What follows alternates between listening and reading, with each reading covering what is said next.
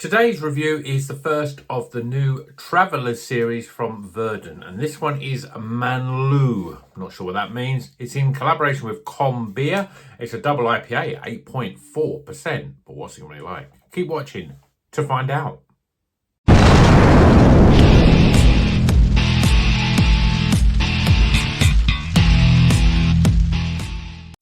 Welcome back to Rocker's Beer Review today. Verdant and Manlleu. Manlleu? I think Manlleu. I don't know what that means. It's a double IPA, 8.4%. We've got Citra Nectaron on the hot side. We've got Citra Nectaron on Galaxy on the cold side. 8.4%. It's a big hitter.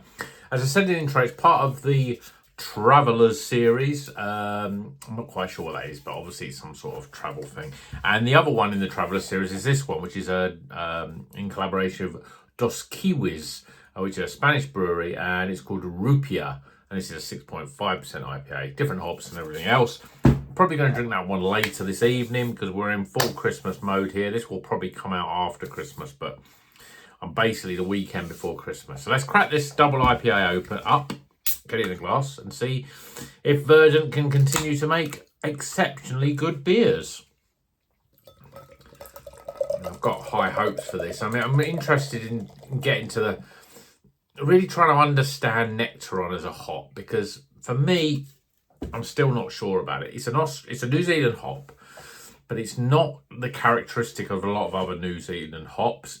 It's more actually, I'd probably say it's a bit similar to Galaxy, which is in this. So it'll be interesting to see whether that's going to come out. Now, beer in a glass. Well, we've seen a lot of these sort of beers recently, and we've loved drinking them. Beautiful golden orange colour. Literally 2 fingers.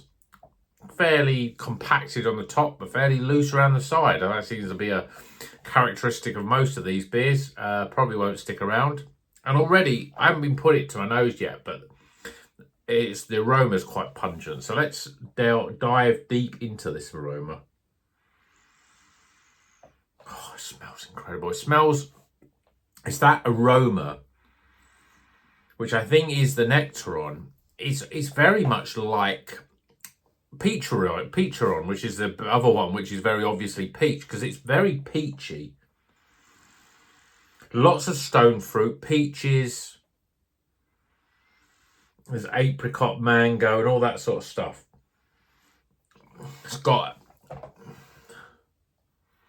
There's something else in there, maybe a little bit of earthiness on the back end, really, but it's all about bright stone fruit aroma. So let's see if it tastes like that.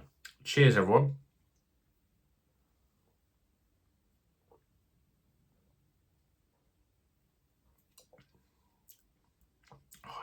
It's delicious. It is absolutely delicious. I seem to be picking some really good double IPAs at the moment. Oh, flavour-wise. It's just so fruity. There's no fruit in this beer, but it's fruity. It really is fruity. There's no bitterness. The mouthfeel is silky smooth. Low levels of carbonation. 8%, 8.4%, I should say, is very well hidden. There's no harshness. It's just a beautifully put together beer. This is what beer is all about. For me, this is what craft beer is all about. And drinking a beer like this, you think, when you're tired of drinking beer like this, you're tired of life, I'd say. Because this is just perfect. It's got a smooth, creamy mouthfeel. Tick. It's got bright stone fruit flavours. Tropical. Mango. Papaya. Passion fruit.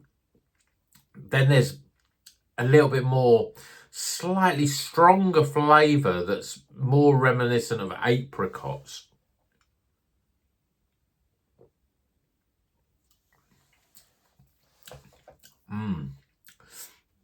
And then there's another flavour in there. I think I'm not sure what it is. I think it's just as the flavour sort of develops, you get a slight hint of earthiness. But what that does is it stops it tasting like a pure fruit juice. It's almost like the beer flavour comes in at that point. I think what it is actually it's a hoppiness flavour that just stops that going too bright and like you're drinking juice, really. Brings it back a bit. You're getting a little bit of that real hoppiness and maybe a little bit of the more sort of, I suppose, if you're not a big craft beer drinker, these sort of beers, if you go that to someone who's never really drank craft beer before, the first thing they'll say is it tastes a little bit perfumey. And I suppose there is that, but when you start drinking it all the time, I don't know, that flavour, that characteristics of perfumey, unless you've got talus in the beer, I think it goes away. You don't really think about it as much.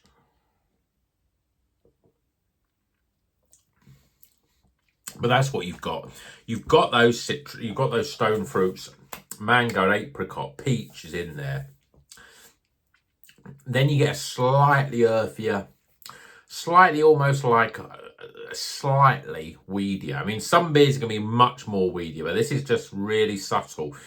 It just tells you that you're drinking a beer and not juice. And then you're left with this sort of hoppy aftertaste, I think. And it's just really pleasant. You just want to drink it again. This is a really easy to drink double IPA. Really, really good. Verdant make brilliant beers. And spoiler alert, unless I've already done that video and I've put it out before this, Verdant will be my #1 brewery, I think, this year, because they make very, very good beers, and consistently they make very good beers. You know, it's not a case of, oh yeah, that was really good, that was not so bad, that one's really good, that one's not so bad. It's not like that. The level is a big high level all the time. You know, you might have some that you think, yeah, this is a good beer, it's only an 80 out of 100, but you know, but most of them, you know, most of them are in that level or higher. Yeah, we've had the odd one that's in the late 70s, but you know, you're never going to have a bad Verdant beer. And yeah, I do drink a lot of doubles and IPAs from them, more than sort of the other stuff that they do. You know, I'm thinking pale ales, but I've had some good pale ales from them, very drinkable. But I think the doubles and their IPAs are definitely their strong point. They do like using New Zealand hops. You get that. You know what you haven't got with this, which you use a very characteristic thing of Verdant, is that slightly savoury note. But I'm not really picking that up with this. You could say on the back end, there's a little bit of that weediness. And you could say there's a slight onion, but I'm really trying to look for that flavour. But this is smooth, it's fruity, it's moreish, it's just delicious. So let's get some scores.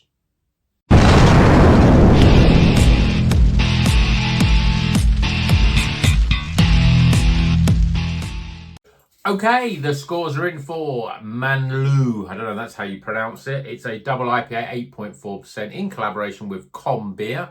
Never heard of KOM Beer before. We've got Citra and Nectaron and Galaxy. They're the hops.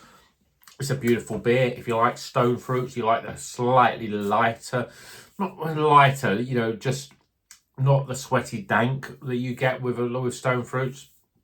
You want it juicy, you want it drinkable. You think 8.4% for a double IPA is scary, but you shouldn't be scared with this beer. You should embrace it and just enjoy it, because it is a beautiful, well put together, well brewed, delicious beer.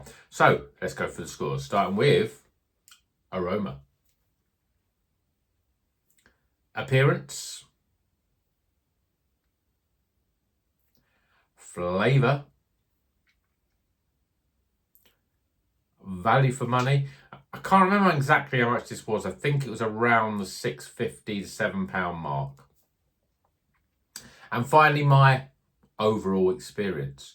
We topped the scores up, and it's no surprising. It's a Verdant beer. It's a highly recommended. Total score, 82 out of 100. Yes, we've had some very good double IPAs recently. It's up there, you know. We're quibbling about, you know, maybe a couple of points difference.